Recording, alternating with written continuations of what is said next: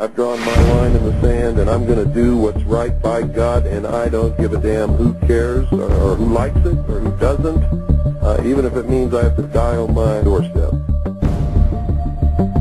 William Cooper. Bill Cooper shot dead last night about 1:30 in the morning Eastern Time. They had put out that Bill is not to be let back in that house alive. It was premeditated. Hitting Bill several times, Bill fell down right where the porch would start from the front door. That's where he fell, and he was dead. Even if it means I have to die on my doorstep.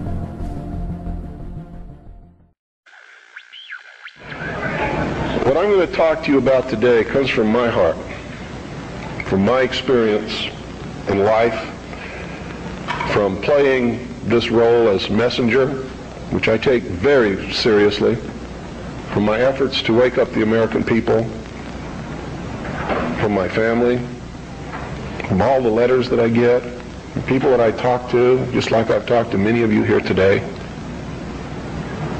I've learned some things. And I think these things need to be passed on to you. And I think you need to start examining yourself, your agenda, your mission. Who are you? What are you about? What do you believe about America? Is it true?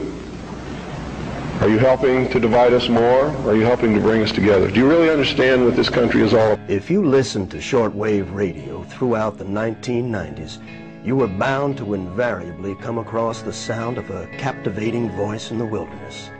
That authoritative and self-assured voice for 5 nights a week would educate us, enlighten us, and most importantly, warn us of things to come. So they disguised their true intent and their true teachings, the esoteric, with a system of exoteric descriptions. That to the profane would mean one thing, and to the initiate or the adept would mean quite another. But that was then. This is now. What sort of creature inhabits the modern domain? Who is the modern man? That voice spoke to us of matters esoteric and exoteric, political and supernatural, scientific and lawful.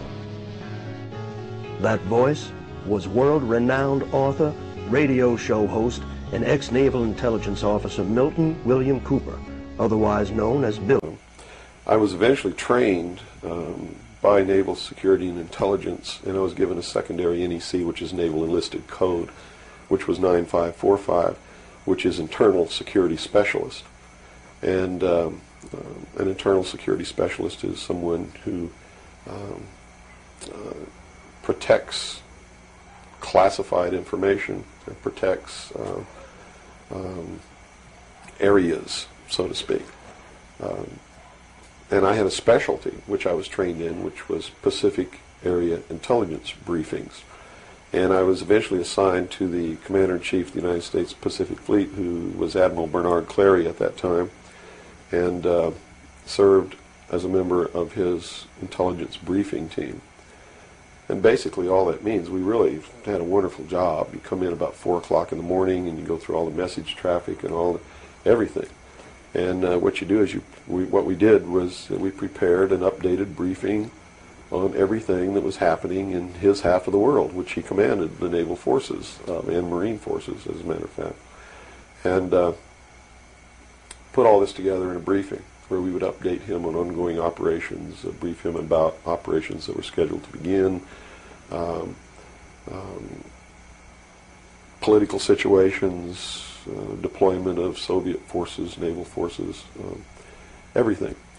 And after the briefing was finished, between 8 and 10 o'clock in the morning, then we were done. We were finished. So it was what you call fat cat duty or gedunk duty in the Navy. It's got all different kinds of names. It's just really a wonderful job. Now, to be able to function in this job, I had to have a security clearance, which gave me access to the information that I had to need to know to help prepare these briefings. And when I first was assigned to the command, I was attached to the OPSTAT office under Lieutenant Commander Mercado, which was operational status reporting, and while I waited for my security clearance. And it took 6 months to get it. What I eventually ended up with was a top secret Q clearance with an SCI attachment, which means sensitive compartmentalized information, and there were no blocks. In other words, there was nothing confining me to only certain compartmentalized information. I had access to whatever the Admiral and his staff had access to, because we had to prepare briefings and brief these people on all of these things. And I'm sure that at first I was tested and wasn't shown a whole lot, but eventually when they began to have confidence in me, I began to see things coming across my desk that were just absolutely incredible.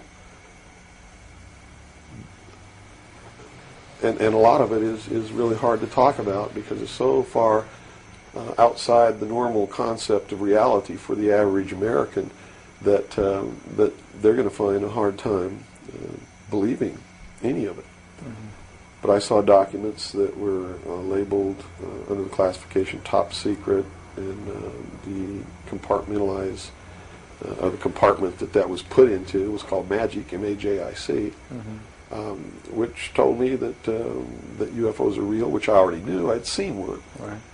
But this went farther than that. It told me that they were extraterrestrial in origin, that there were 4 different extraterrestrial species or races visiting this Earth, and that they had actually entered into an agreement with the United States government with one of these species of alien beings to exchange technology, and it told me all the projects that was underneath this. Project Red Light was actually the testing of extraterrestrial craft. Project Plato was a diplomatic project. Pounce was the recovery of technology. Pluto was the application of that technology to our own secret space program, not the public space program. There are 2 different space programs. One is what the public gets to see, mm-hmm. Which is overseen by NASA, and the other one is a secret space program that nobody gets to see, which is really overseen by the Navy Department under specialized compartmentalized black projects, and what these people are doing in secret is just absolutely incredible. I also saw documents under an operation called Operation Majority, which outlined the plans to bring together a one-world government, and also included extraterrestrial information within that.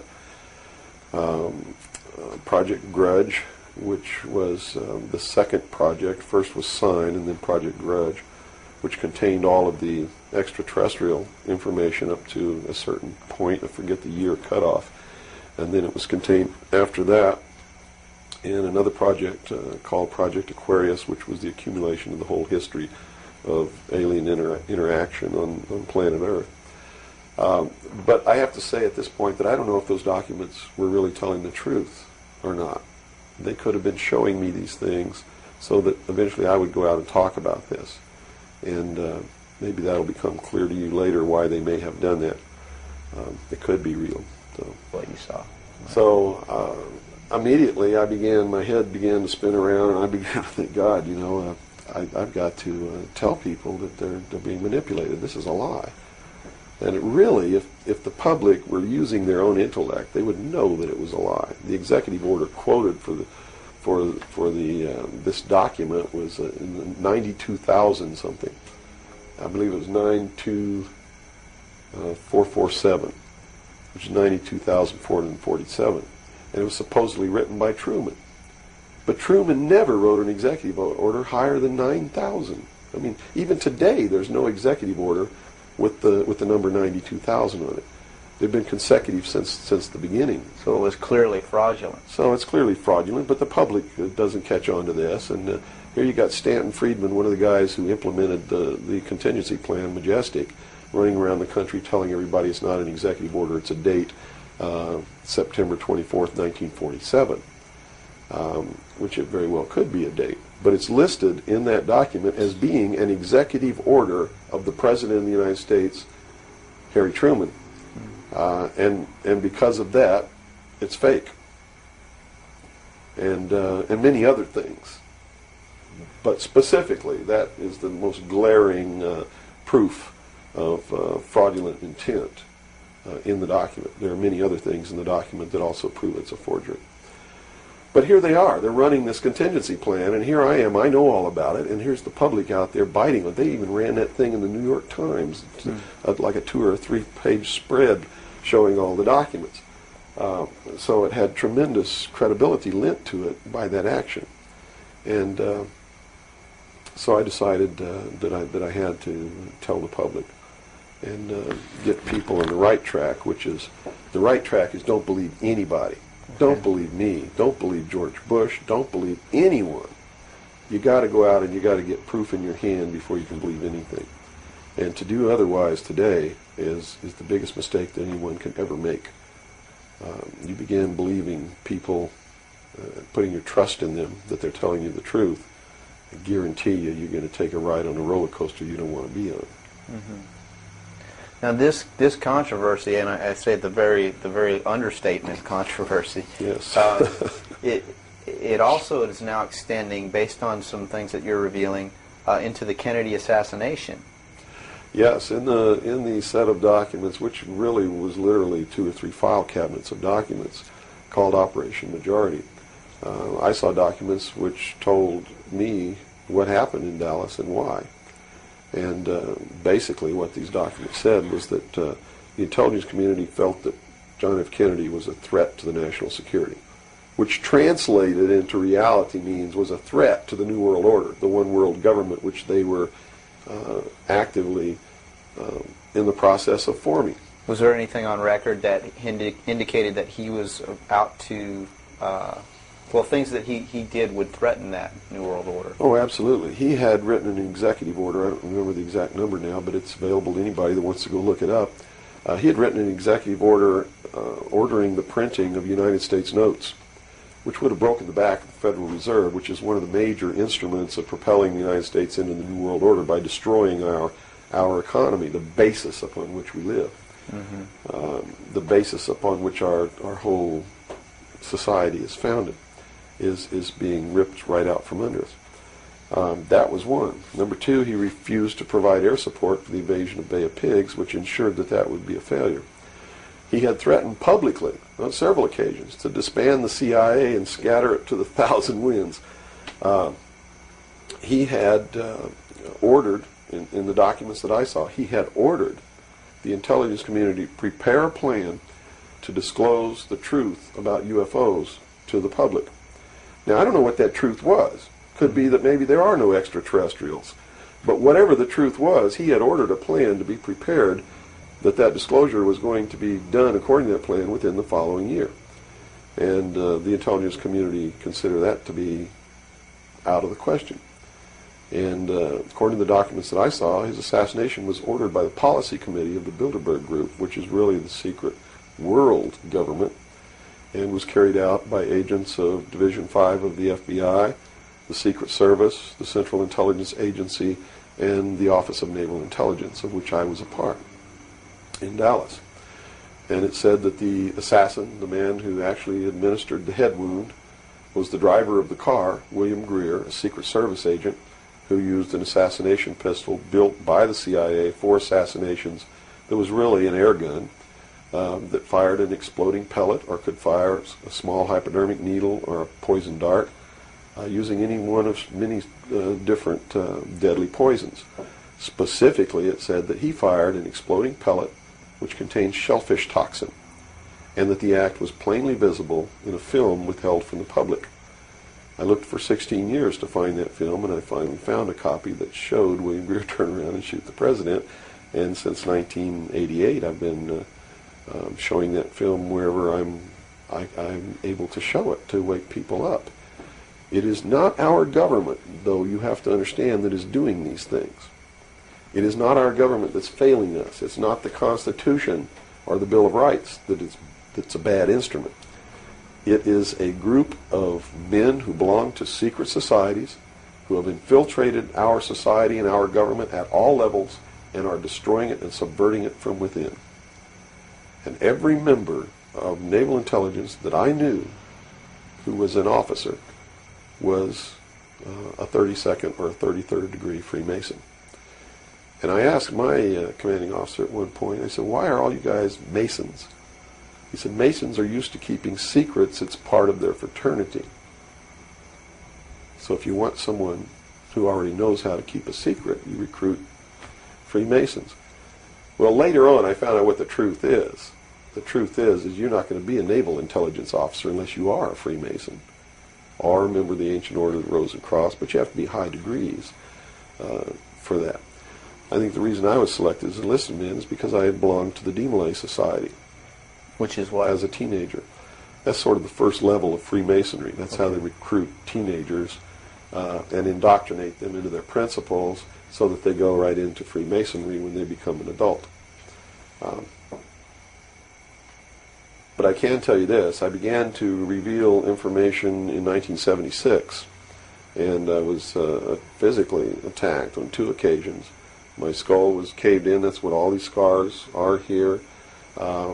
On the second attack, I lost my leg. They visited me in the hospital. They had no intention of killing me. They were delivering a message to me. Shut up. And that was the message that came through loud and clear.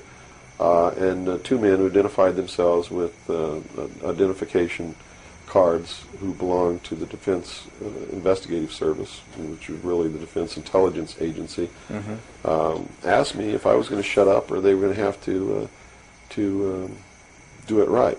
And I told them, I said, you don't have to worry about me. I'm going to be a good little boy for the rest of my life, and yeah, I'm going to shut my mouth. And I did for 16 years, kept silent until I saw this UFO magazine in a bookstore, which indicated that they had implemented the contingency plan called Majestic.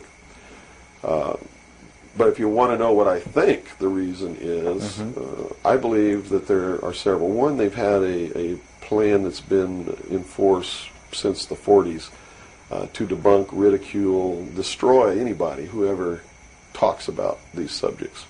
And the public has been thoroughly indoctrinated that if you talk about any of these things that I'm talking about, you're just another nut.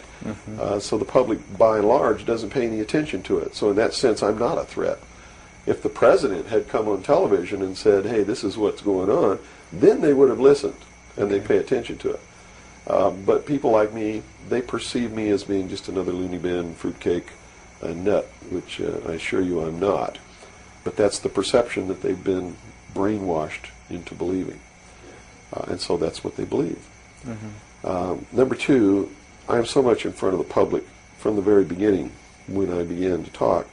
And that's how I protected myself, or at least that's what I thought would protect me, and so far it's proven to be right, was that if I got literally in front of the public overnight, in front of a large public, that they wouldn't do anything to me because it would substantiate what it was that I'm saying. And they certainly don't want to do that. It would also create a martyr, and martyrs create tremendously dangerous political movements that they don't want that either. So literally within a 24-hour period, I spent $27,000 mailing a thick packet of information all over the world to people I'd never heard of, didn't know. We went down and got some mailing lists and just mailed this stuff all over the world. And so literally, when people opened these packages in their mailbox, and it was a perfect plan because they couldn't stop it. They didn't even know I was going to do it in the first place. And since we sent it all over the world, once it was out, there's no way they could retrieve it. At least no way that I can conceive of. So literally within 24 hours, I was a public presence. And people were asking all over the world, who's Bill Cooper? Is this true? Look what I got in the mail. And just literally flipped the world over on its ear. And I've been in front of the public ever since. So I think basically those are the reasons. They don't believe that the public's really going to listen to me. And so far that's been true. There is a small group of people all over the world who are awakening, who are beginning to understand that they've been living their life in fantasy land, and who are actively seeking the truth. But by and large, when the secret power structure says, as I've put in the first chapter of my book, right out of one of their own technical manuals, that a nation or world of people who do not use their intelligence are no better than animals who do not have intelligence, and thus are stakes on the table by choice and consent. They're absolutely right about the majority of people. It's one of the things that has been an illumination to me, is that they're not always wrong.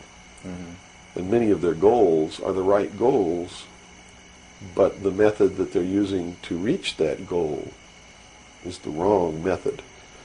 In other words, if you set out to create a perfect world where there will never be any more killing, but to reach that point, you kill 2 billion people, you have become what you're trying to avoid. Right. And it can't happen that way.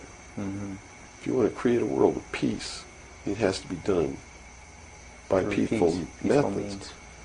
Yeah, if you murder someone to destroy a murderer, you have become what it was you set out to destroy, and thus it wasn't destroyed at all. It was perpetuated by that very action. And that's what these men are doing.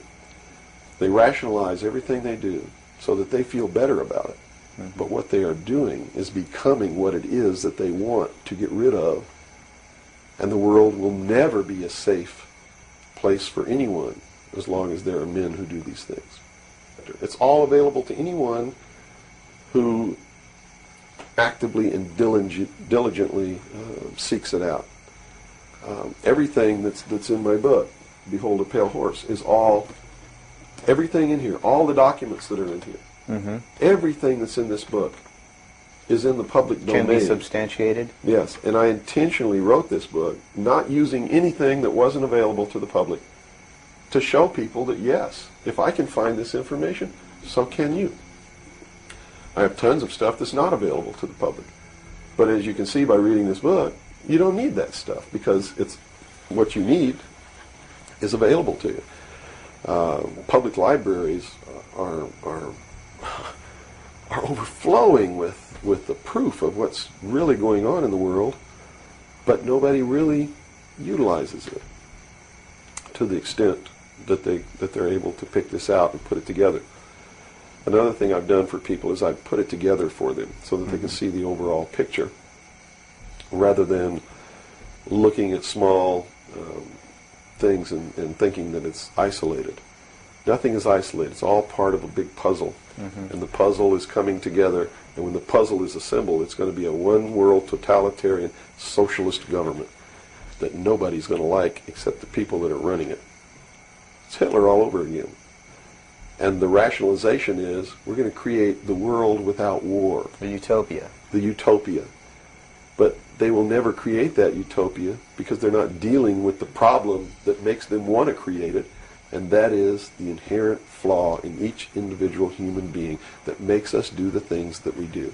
Until that's overcome, there's never going to be a world without war, or without rape, or without killing, or without robbery, and anybody that thinks that there is has already gone off the deep end. But this is the truth. Either these men are following the book of Revelation, the book of Revelation as it is in the Bible. They're either following it, just like a plan, and bringing the prophecies in there to pass to manipulate and control those who believe in those prophecies and neutralize them, so to speak. In other words, if this is written in the Bible and God has ordained it, who am I to resist? It must come to pass, so I'm not going to try to stop it. Okay. What a perfect way to neutralize the opposition right off the bat. Or there really is a God, and what he said was going to come to pass is coming to pass. And I named this, Behold a Pale Horse, from chapter 13 of the book of Revelations. The fourth horse, the fourth horseman of the apocalypse, is the pale horse. And I looked, and behold a pale horse, and his name that sat upon him was Death. And hell followed with him, and power was given unto them over the fourth part of the earth, to kill with sword, and with hunger, and with the beasts of the earth. And that is taking place now today. The fourth horseman is riding across the world, now. That's what AIDS is all about. That's what all these little brush fire wars all over the world are all about. That's what's happening. That's why cancer cures are suppressed. It's because they fully intend to kill a minimum of 2 billion people by the year 2000. AIDS is an invention of man. It is not a natural disease, and it has been implemented and placed into the population as a population control. And when they did it, they had the cure before they did it. Mm-hmm. And when they deem that enough people have died or been killed, they will say, we have a cure for AIDS. And everybody will be called to report to some place to get an inoculation, which is going to do two things. One, it's going to stop AIDS in its tracks. And number two, it's going to implant a device which will be able to be used to track each individual person and maybe even to control those people. And that's what the pet implant program is all about. It's not about finding lost pets. They don't give a damn about pets, and they would never put a satellite in orbit to find a lost pet, but yet there's a satellite up there that they're using to find pets that have been implanted with these devices. They're testing this program on pets that's going to be used in human beings. And in the Los Angeles Times in 1989, they ran an article. It was 10 forecasts for the coming decade, was the title of the article. I have a copy of it in my research center. And number 5, I believe it was number 5, in those 10 forecasts for the coming decade was chemical or electronic implants to control individual behavior on a 24-hour basis, unquote. So it's not hidden at all. It's there for anybody who wants to look. One thing I've learned about these men is they don't just do one thing. In case the public discovers what they're doing, or discovers that somebody's doing, whether they know who's really doing it or not, and stops it. What they have running is several concurrently running plans so that if one or two fail, the other ones are going to take care of the problem.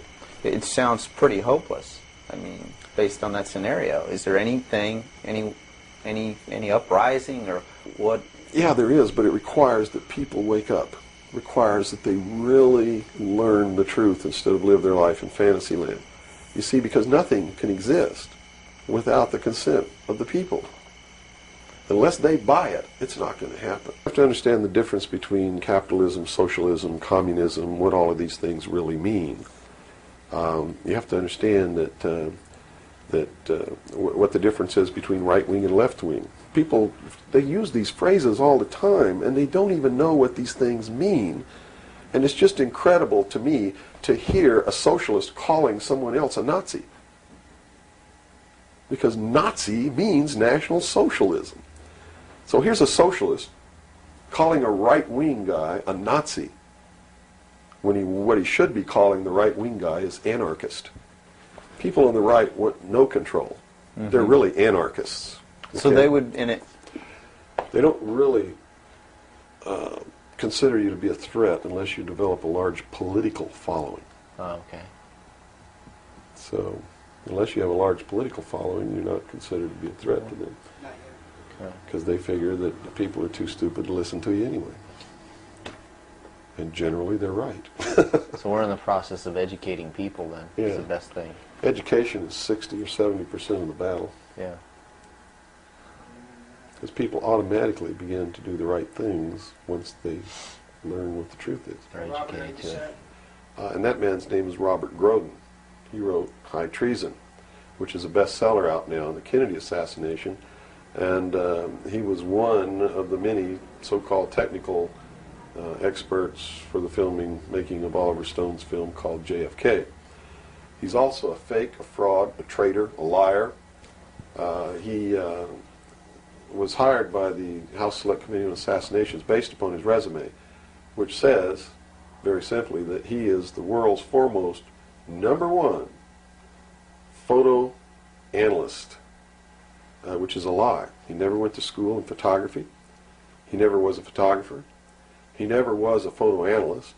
And I got to tell you right now that the world's #1 foremost photo analysts are all come out of the military intelligence community, who are trained to interpret high-altitude photography and learn what really is there. He never served in that capacity either. He looked at the Zapruder film, and he told Congress, he told the committee in testimony, he testified, both in written and in verbal form, that William Greer never took his hands off the steering wheel. And that's a blatant lie. I mean, anybody can look at the Zapruder film and see that William Greer takes his hands off. Hello, sir? I'm sorry, go ahead, my wife. I understand. Well, I know you're, we'll get into what's been going on there in Arizona a little bit later. I really appreciate you taking out the time to do this program with your busy schedule. Where do you think things are going to be in the next 2 years? Well, either Americans are going to wake up and they're going to stand up in unison and take up arms and challenge the federal government to step back within the boundaries of the Constitution, or there's going to be a civil war in this country. The only alternative to that is total enslavement of the entire human race on a global scale, because that's where this is going. This is all about a one-world, totalitarian, socialist government. It's about destroying all existing nation-states, destroying all existing religions, save the religion of those who are bringing this about, which is the secular, humanist, socialist religion. That way you can devalue human life and kill people. Well, they're already doing that. Yes, they are. And they've already convinced the American people that it's okay. The people whose ancestors came to the New World to escape religious persecution in the Old World stood and watched the Branch Davidians burn, including all of their children, all of their women, and they cheered and said that it was because they were a bunch of religious fanatics. I heard Christians say that. I heard Orthodox Jews say that. I heard Baptists say it. I heard Catholics say it. And to their shame, I have to tell them that they are not religious, moral people. They are stupid, ignorant sheeple who are on the verge of enslavement, and they're going to deserve exactly what they get. I have no sympathy for them whatsoever anymore. I used to cry big alligator tears for them in their ignorance, and I used to do everything I could to wake them up. I've drawn my line in the sand, and I'm going to do what's right by God, and I don't give a damn who cares or who likes it or who doesn't, even if it means I have to die on my doorstep. Well, now we're getting to what's been happening. The feds are saying that you didn't show up for a court date, but they never gave you a subpoena, did they? We have never received any subpoena, no notification, no nothing. No nothing, and now the newspapers are reporting that militiaman, they don't say best-selling author, military veteran, no criminal record, William Cooper, they just say Arizona militiaman, tax fraud and bank fraud is refusing to come into the loving arms of Janet Reno. Not only will I not come in, but if the Civil War has to start right here, it will. I am not a tax fraud or a tax cheat. I pay all legal, lawful, and constitutional taxes, which I am required to pay. I've never defrauded any bank or any person in my entire life, and I will protect my rights with the tools given to me by the founders in case it should ever come to this. And if the rest of the sheeple want to proceed into the pens and get sheared and then continue up the ramp to the slaughter, that's their business. No matter what happens here, I win. Some people are sitting back and saying, listen to Mr. Cooper talking about people being killed. That never happens. Governments never do that. Every government in the world this century has engaged in slaughter. Almost every government. Look at the giant death toll that's so-called communist. It's in the hundreds of millions this century. Why do we have to look at the communists? It's happening right here in the United States. Has been for quite some time. The only ones that have reached the public eye are the Weaver family and the Branch Davidians in Waco, Texas. But it's happened on a large scale all across this country, in every state. It usually is contained at the local level. And one of the indications that you will know that I'm right is that you haven't seen what's happening here on any of the major news networks, and you're not going to, because I've taken a stance documented in the law. I've posted it on my webpage. I have stated that I am a portion of the unorganized militia of the state of Arizona in the United States of America for many years, and that my stance is well-grounded. I'm right, I have a right to do what I'm doing, and anybody that comes up here and tries to encroach upon my rights or take away the protection of the Constitution from me and my family is going to get a bullet. And that's just the way it is. Just to go back to what you just hinted at is the compartmentalization of news. We stopped, myself and a few others in this town, stopped the Delta Force from coming and doing secret military training and paying off our police chief. Now, the San Antonio police chief, a man that you ought to be aware of, is Al A. Philippus, and I went down and got an interview face-to-face on videotape, and I've actually played the audio here on the show several times, where he said they tried to bribe him. They were very unprofessional. No was never no. They were out of their jurisdiction, and they wanted to use live ammunition. They're practicing taking over police stations. Shouldn't our police realize that they're going to be some of the first people that will be going? Well, they might if they weren't stupid sheeple like the rest of the herd. But the truth is, the policemen came right out of the community where the sheeple live. Why would anybody think that they're going to be any smarter than the rest of the animals out there? So you think that most of them will go along. Well, I told Philippus to his face on tape, I said, well, what you've done here, sir, you're probably going to pay for in the future. Well, it's absolutely true. He is a big exception. There are only about 3 sheriffs in the entire country who know what their authority is and have the guts to take a stand. This is the only police chief that I've ever heard of who's taken the proper stand. So if you want to know if they're going to go along with it, yeah, they'll go along with it to get their little paycheck. See, they've sold their country out for what, $20,000 a year, $30,000 a year? That's pretty cheap, isn't it? It's pretty sick. It is. And for maybe they'll get a retirement check in 20 or 30 years. So they sold their whole country out. They sold their children's future. They sold their grandchildren's future and their great-grandchildren whom they haven't even seen yet. Now, Mr. Cooper, I understand what you're talking about, and I find out more every day. Just a year ago, I still couldn't accept some of this, and I mean, even you yourself, when I talked to you last week, said it took you years of studying a long time ago to finally understand it all. And people's mindset, they think of the government as made up of the same go-along, get-alongs. They don't understand the avarice and just how vicious and demented and inbred these people are. Well, in the first place, you're wrong in your premise. They don't think at all. That's why commercials are 30 seconds long. That is the attention span of the average American sheeple. They can't think beyond 30 seconds. That's why no American company, our business, our group plans ahead more than about 2 or 3 months. That's true. We have no long-term strategic goal for this country. That's right, and that's why we're getting beat by the Marxist, socialist, communists, because they have 5-year plans, 10-year plans, 15-year plans, 25-year plans, and 50-year plans, and they stick to them. Man, absolutely.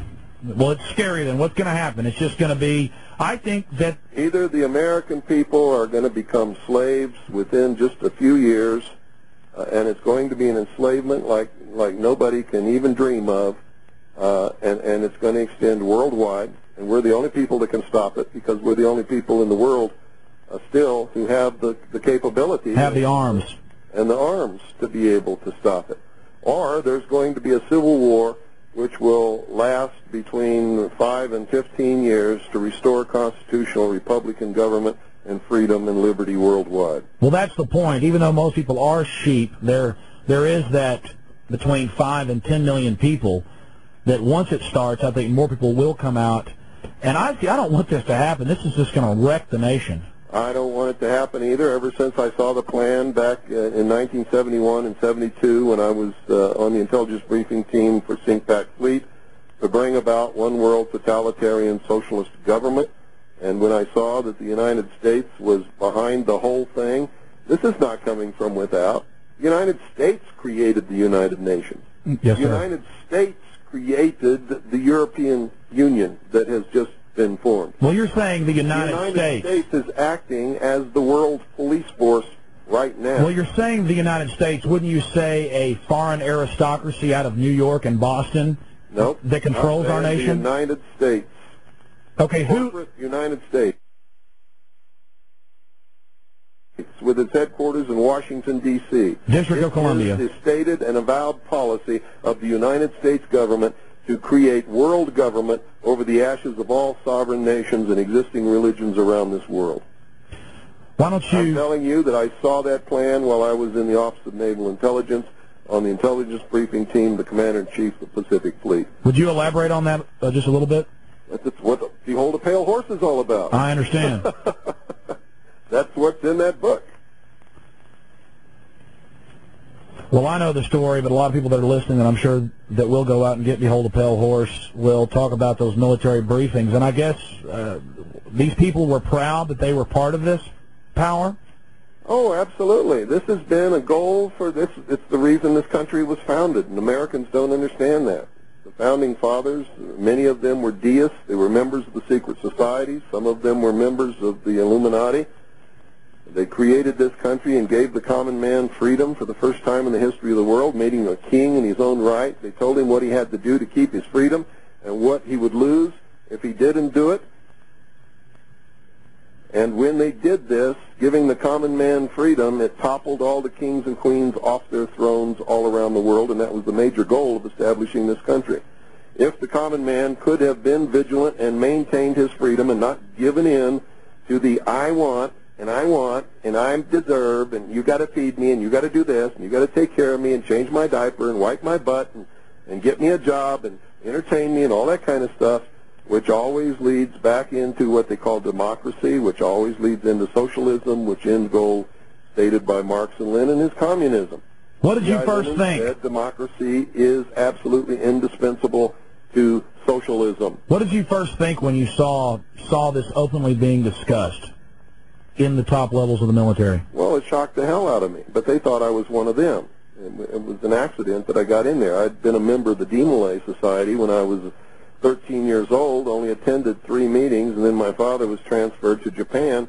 I never saw another lodge and never went to another meeting, and that was the end of that. When I filled out all my documentation for my top-secret QSI security clearance, which was required to be able to work in the command center and on the briefing team at CINCPAC Fleet, I didn't see Demolay on there, so I checked Freemason. And when I checked Freemason, that's what opened all the doors and got me the security clearance and put me in those positions to be able to see what I saw. And I think the hand of God was working when that happened so that I would be able to warn his people of what was coming. And I've been doing that ever since. I didn't see absolutely everything, but I saw enough to give me an edge and a vast head start on anybody that's ever lived before in the public sector that's not normally privy to this information. And I spent the last, well, ever since, researching to find out what it all meant and where we're going. Well, just to go back to what's happening here locally in Central Texas, we know that there are dozens of different alphabet soup agencies that have the helicopters with the night, with the forward infrared looking radar, and all the rest of this. But why are they gearing up like this? Why is our county building a 3-acre under the roof helicopter base? Just the warehouse is 3 acres under the roof. Why are our police going and training at Fort Hood with the military? What does this mean to the public? Well, because they know what's coming. They know that there's a hardcore group of American men and women who are devout, religious, moral people who love freedom and are dedicated to the concept of liberty and freedom and will fight to protect and defend constitutional Republican government against anything that comes along. And when that begins, it's going to be a terrible, terrible thing. I've spent most of my adult life trying to warn people and wake up enough people so that this did not have to happen, because I know it's going to be terrible. Now, President Clinton has now openly come out, and I'd actually read what they were pushing 3 years ago, and I was talking about it, about the national ID card and biometrics, thumb scanning, retina scanning. And since '94 in Texas, they've been thumb scanning us to get driver's license, and people just stampede in there like sheep. We had a big protest down there where I was arrested, I guess it's 6 or 8 months ago now. What does it mean to the public when we have one card that our insurance and our credit cards and our bank accounts and our receipts and everything is on that one card? means the public is stupid and they're already a hair's breadth away from total enslavement. If they had any brains at all, they would have said, no, I'm not taking that. And if you don't like it, that's tough. And all those businesses and all those driver's license bureaus and all those the revenue that it brings in for all those cities and counties would have just evaporated in smoke, and they would have backed down and said, okay, you don't have to do it. We'll do it another way.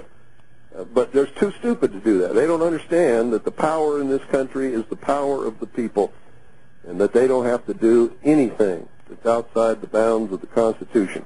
And the government can be held within the bounds, the restraints that the Constitution put upon it, that our founding fathers created so that the American people could never be enslaved.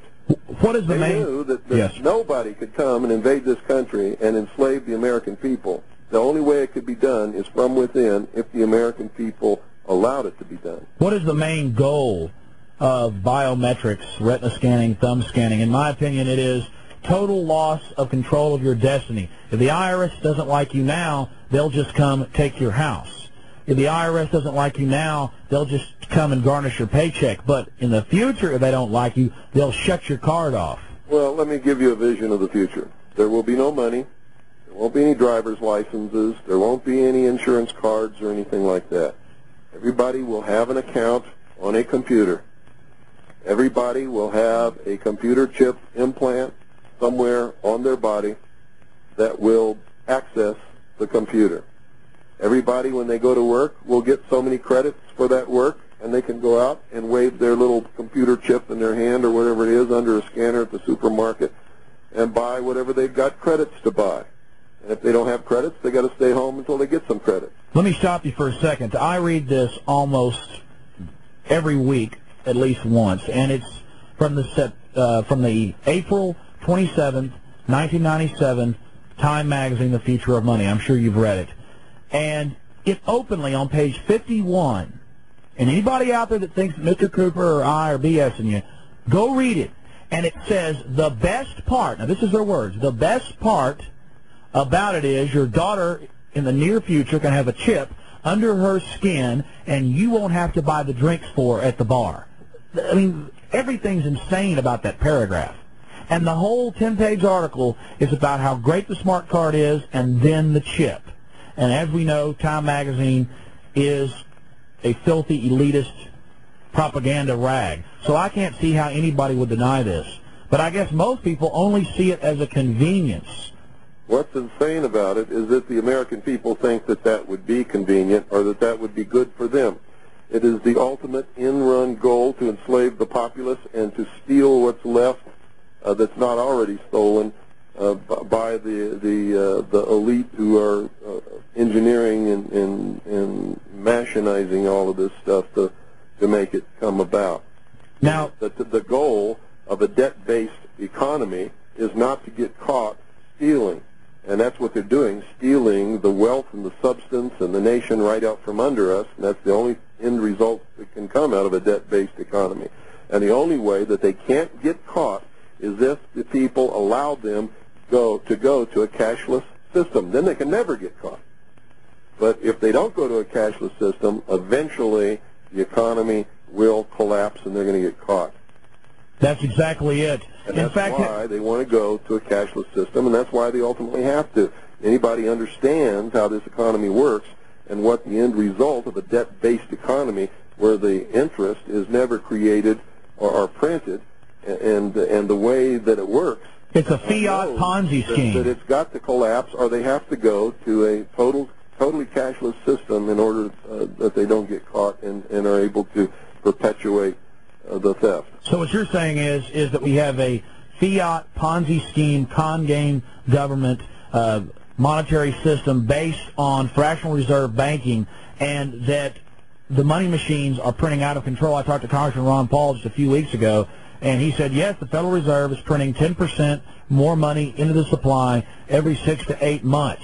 So this is creating this false prosperity, and the public just loves it. But meanwhile, they're just coaxing us in to this cashless society so the fairy tale can continue.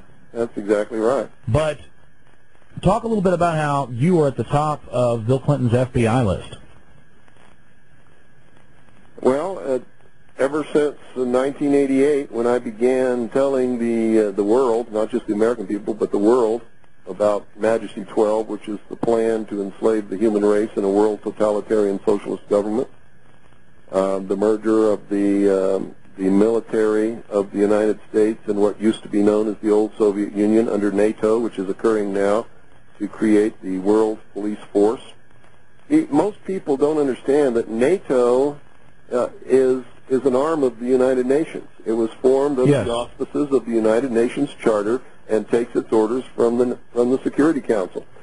Warsaw Pact was also formed under the auspices of the United Nations Charter and was an arm of the United Nations and took its orders also from the Security Council. The Cold War was a total farce, and that's why we never had any military conflicts with the Soviet Union. What is your opinion of the UN passing its new World Court? Well, if they've passed a World Court, how can they have a World Court if there is sovereign nations? Because sovereign nations are not subject to any courts but their own. So how can they have a world court unless there's a world government to which sovereign nations have given up their sovereignty? Does the Constitution for the United States of America say that we are subject to the dictates or the jurisdiction or the rulings of a world court? Does it say that anywhere in the Constitution? No, it doesn't. And when I watch the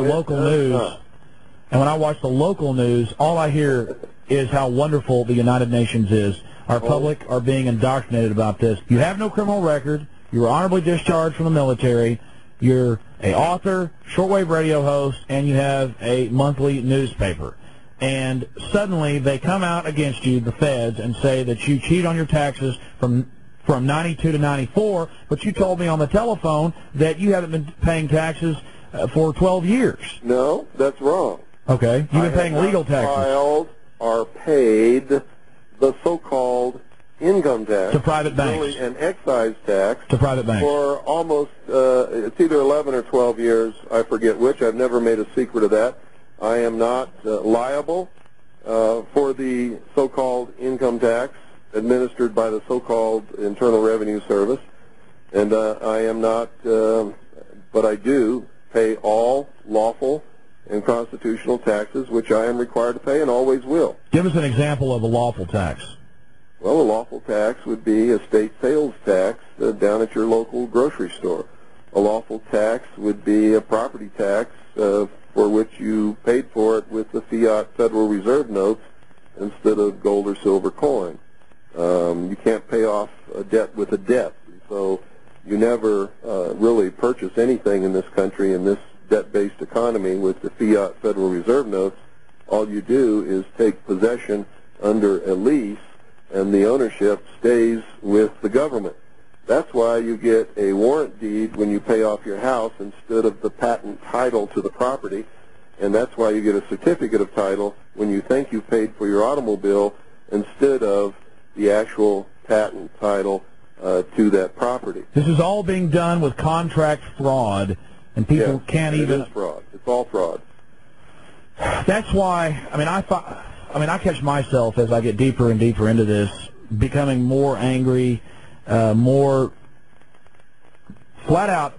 I guess I'm at the point where you said that you were several years ago, where you're just sad about it because you see the people thinking they have a grasp of what's happening in the civilization. But I've read enough history, I know enough about the country and what's been happening to realize that pretty much everything that you're told in the media has lies weaved right into it. Oh, yeah. The American people are standing inside the gates of Disneyland holding their e-ticket, which is expired. None of the rides are working, and they're just having a great time. Well, anyways, so you think in the next 2 years we're headed into some... I didn't say in the next 2 years. I said in the next very few years. I don't have a crystal ball. God does not whisper in my ear.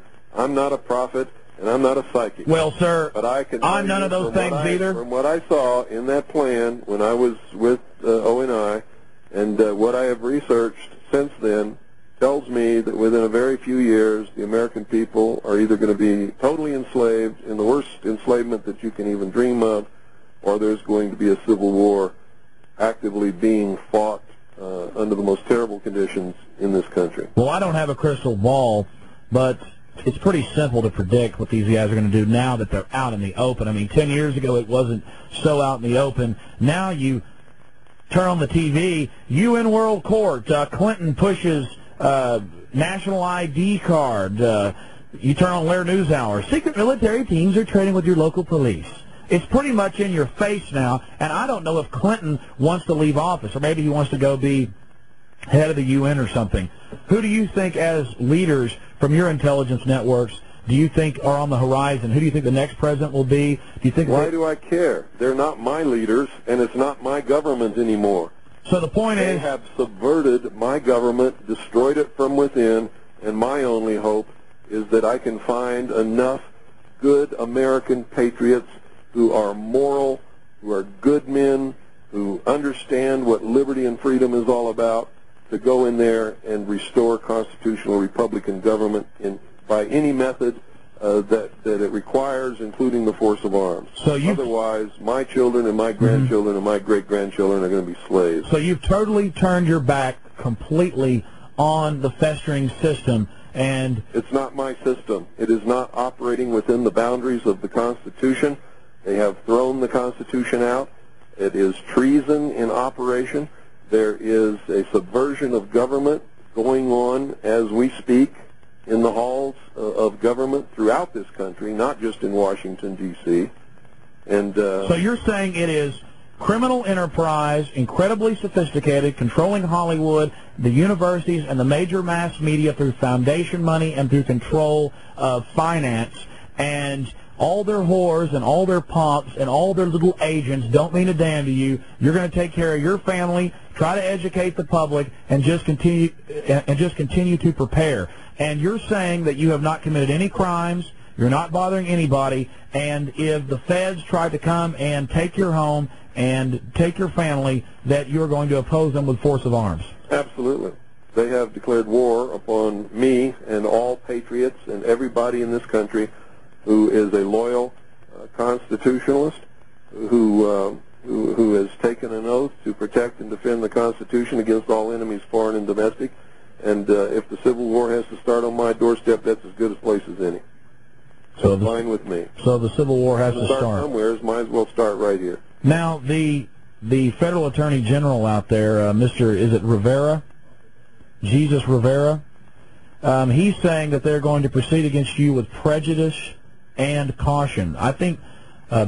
well, you're reading... No. You're reading an article that you read in the Arizona Republic. Yes, I am. The communist newspaper. Never tells the truth. I can guarantee you that that's not what he said. I can guarantee you that what he quotes that Sheriff Arthur Lee said is not the truth. We spoke to Sheriff Arthur Lee last night. Arthur Lee says that I'm right, that he has jurisdiction over the feds in this county, and he has told them not to come in this county and harass this family. Absolutely. Well, we've learned that with the press, that they will flat out not twist the truth, but when they need to, they will flat out lie. Flat out lie. Flat out lie. Well, that's great then. You're not in too much trouble if you've got the sheriff on your side. People don't realize the power of the sheriff. Not just the sheriff. This is a good American community here, and there is a very strong militia, and not just here, but good, solid Americans all across this country are sick and fed up, and we know that if they attempt anything here, there's going to be a war the likes of you can't conceive of what's going to happen. What can people here in Central Texas do to try to fix what's happening to the federal government? Or are you saying now it's so shot? You cannot fix it. It cannot be fixed. Cannot be fixed. All we can do... They're not going to let anybody fix it. Your vote doesn't mean a damn thing, and if you haven't figured that out yet, then you're too far gone to even be listening to me. Exactly. That's what Congressman Ron Paul, and I was shocked when even he said that. He said to me in the past and to my associates that all he can do is try to get the word out up in Washington, that he really doesn't have any power. All he can do is try to raise alarm bells about fascistic, communistic legislation that comes rolling past him every day. And he said that he thinks things are far gone. I said, so, sir, the sun is setting on the Republic. And he goes, well, it's pretty much already set. And, that's correct. And we're going into this thing full bore.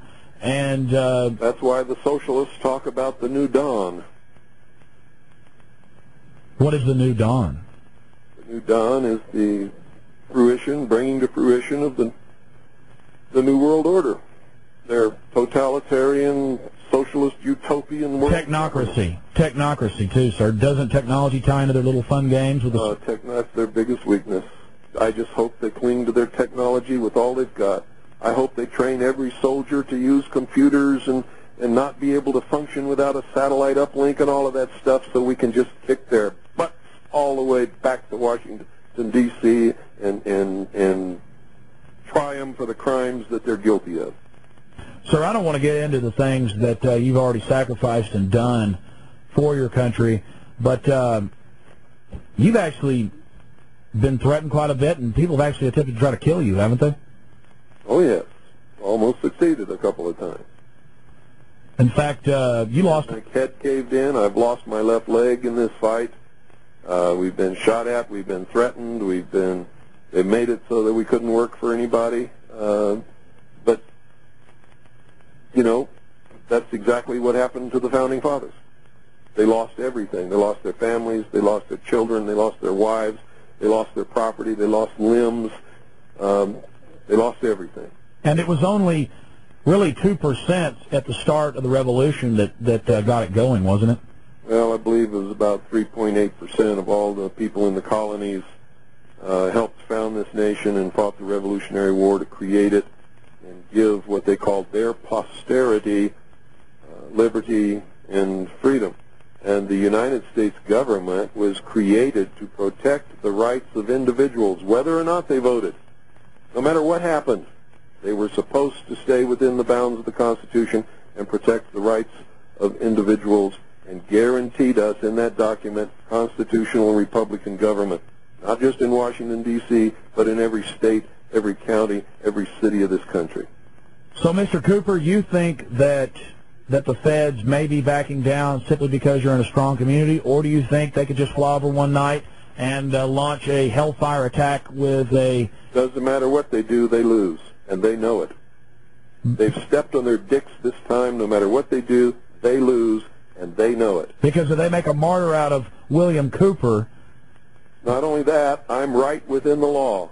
I am right under the Constitution, and I am right within the law, and it's all posted on my website and the Internet. You're saying you've dotted all your I's, you've crossed all your T's. Absolutely. You've drawn your line in the sand. They lose.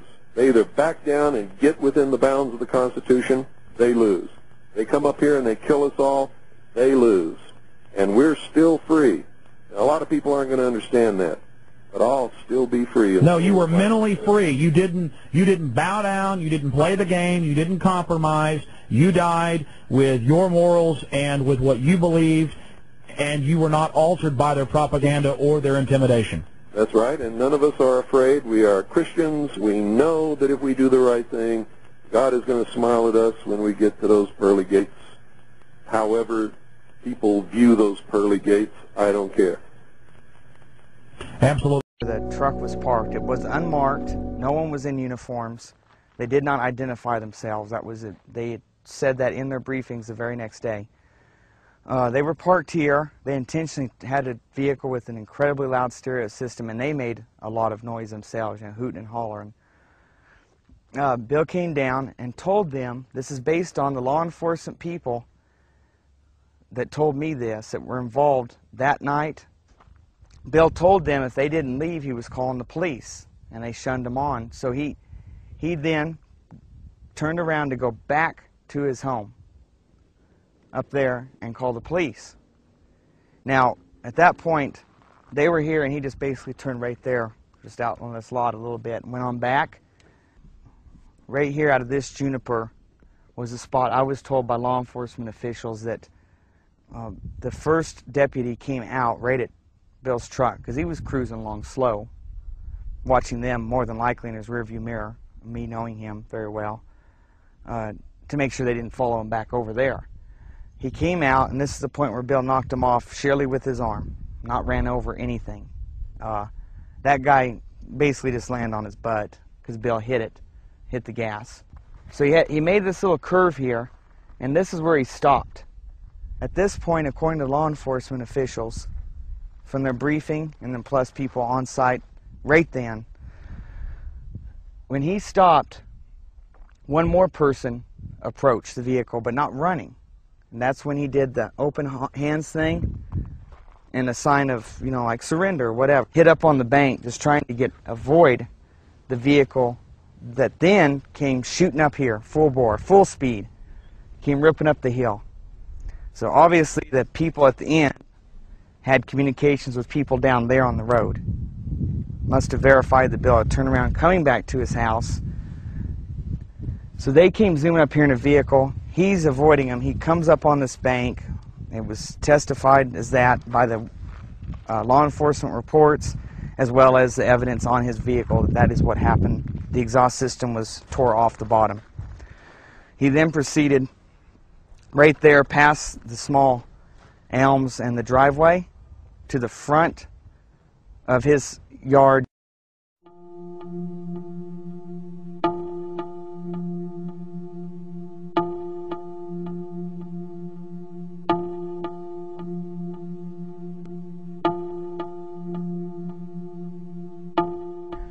I was told by the law enforcement officials that were on site and ones that had to come up afterwards and get a briefing so they knew what went on roughly, because public was obviously going to be coming to try to come up here, and news crews and all whatnot.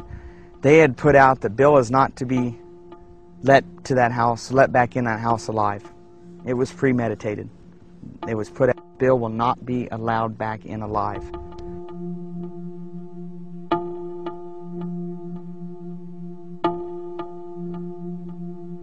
Right here at Bill's home is where he pulled up. His front of this vehicle would be towards me. The other vehicle was parked with the front towards the other end of the street. Bill ran around the back of his vehicle, which would be towards the driveway. He then proceeded across his yard. This is when the shooting began, according to their reports. The vehicle that was parked here besides his truck, which was pointed that way, he had bought for Jessica, his daughter, and then she didn't want it, so it was just sitting here. Sheriff Goldsmith ran around the back of it, which would be towards me, and got on this street side to use the vehicle as protection. At that point, Bill is approximately halfway in the yard and still running with his back towards him. They claim at that point he began shooting, which was with his right arm just thrown backward, haphazardly pulling the trigger of a .38 snub-nose Smith & Wesson.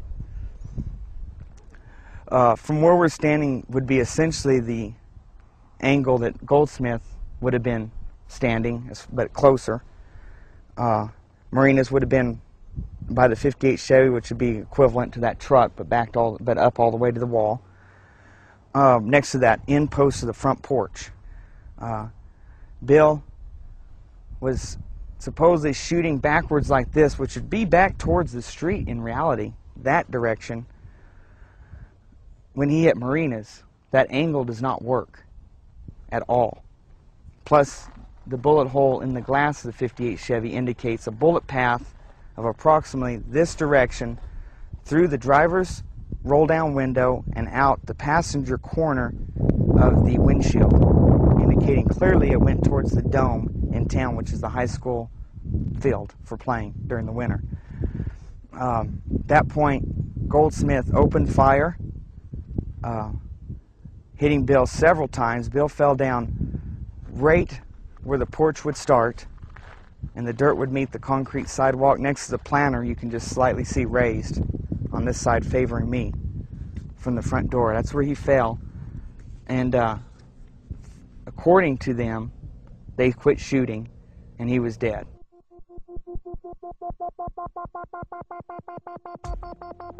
An Apache County Sheriff's deputy is in the hospital after being shot in the head by a so-called militia member. Now, what we know is that that militia member is dead. Our Gary Harper has the very latest on what's going on with that story. Gary? Marty, Scott, this all happened in a little town called Eager, Arizona, which is just on the eastern side of the state of Arizona. It's almost on the border of New Mexico. This is what we know so far. Sheriff's deputies, we understand, were trying to serve some type of arrest warrant on a man by the name of William Cooper. He's also known as Bill Cooper.